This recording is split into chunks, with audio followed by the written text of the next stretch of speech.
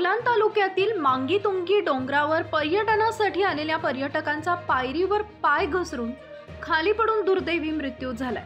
अबोणा येथील सुनील पावरा हे आपल्या कुटुंबासह मांगीतुंगी डोंगरावर पर्यटनासाठी आले होते।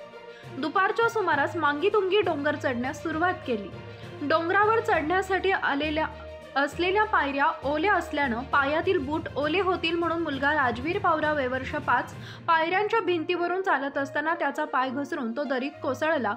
त्याला वाचवण्यासाठी गेलेल्या आई गीता पावरा वय वर्ष 35 या देखील दरीत पडून डोक्याला गंभीर मार लागल्यानं त्यांचाही जागीच मृत्यू झाला। जायखेडा पोलीस ठाण्याचे सहाय्यक पोलीस निरीक्षक सागर काळे, पोलीस हवालदार शेखर शिरोळे, पोलीस नाईक दिनेश जाधव, पृथ्वीराज बारगळ यांनी घटनास्थळी दाखल होत दरीतून मृतदेह बाहेर काढत नामपूर येथील ग्रामीण रुग्णालयात आणलाय।